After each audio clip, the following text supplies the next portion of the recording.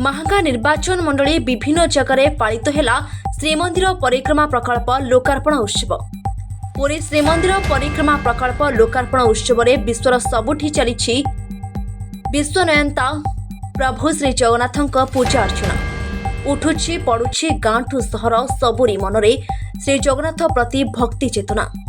श्रीक्षेत्र परिक्रमा प्रकल्प पाई हरिबोल फुलहुड़ी सहित प्रत्येक जगन्नाथ मंदिर में संकीर्तन सह अंचल भक्तिमय परिवेश सृष्टि होइछि। समस्ते जेपरि महाप्रभु आखिरे आखि मिसाई एकीभूत होइछन्ति, निजर सत्ता को भूली निजको विश्वनयंता पाखरे समर्पण करिछन्ति। ଏହି ଅବସରରେ ଶ୍ରୀକ୍ଷେତ୍ର ସହିତ କଟକ ଜିଲ୍ଲା ମାହାଙ୍ଗା ଅଞ୍ଚଳରେ ଭକ୍ତଙ୍କ ମହଲରେ ଭାବାବେଗ ସୃଷ୍ଟି ହୋଇଛି। ପୁରୀ ଲୋକାର୍ପଣ ଉତ୍ସବ ଦେଖିବା ପାଇଁ ପଞ୍ଚାୟତରେ ଲାଗିଛି ଏଲ୍ଇଡି। ଏହା ବ୍ୟତୀତ ମଞ୍ଚସ୍ଥ ହେଉଛନ୍ତି ଶ୍ରୀ ଜଗନ୍ନାଥଙ୍କ ସମ୍ପର୍କିତ ବିଭିନ୍ନ ନାଟକ, ଭଜନ ସମାରୋହରେ ଦୋଲକୁଛି ସଭାମଞ୍ଚ। ଏହି ଅବସରରେ ବିଧାୟକ ପ୍ରତାପ ଜେନା ଯୋଗଦେଇ ପୁରା ପରିବେଶକୁ ଭକ୍ତିମୟ କରିବା ସହ प्रभु जगतरनाथ जगन्नाथ पाखरे समस्त मंगल मनासी दीपदान करथिबा देखिबाकु मिलछि।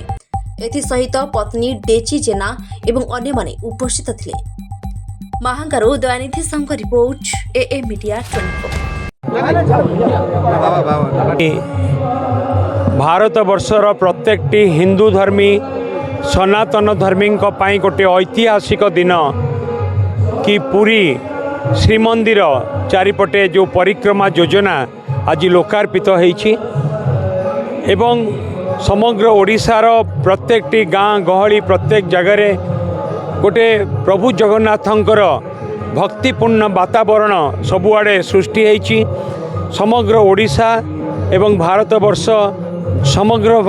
समग्र ओडिशा और भारतवर्ष जगन्नाथमय होइछि एवं सही परिप्रेक्षी रे आज आमर महांगा निर्वाचन मंडली रे प्राय 6 गोटी जगह आज प्रभु जगन्नाथ उद्देश्य रे प्रार्थना भजन कीर्तन करा जाइछि। एजं आम समस्ते भक्त माने समस्ते आम अंचल आदिवासी माने प्रभु जगन्नाथ को आज प्रार्थना करिसेंती एवं प्रभु जगन्नाथंकर आशीर्वाद नहीं। मु तो कहबी प्रभु जगन्नाथ समस्त को आशीर्वाद करंतु, समस्त मंगल हो, समस्ते खुशी रे रुहंतु एवं ये जो परिक्रमा योजना ये परिक्रमा योजना पाई जहाँ को उद्यम रे कथा आज संभव हो पारिछि। आमर प्रिय नेता माननीय मुख्यमंत्री श्रीयुक्त नवीन पट्टनायक से सबुदिन पाई इतिहास रे लेखा होइकि रहिबे।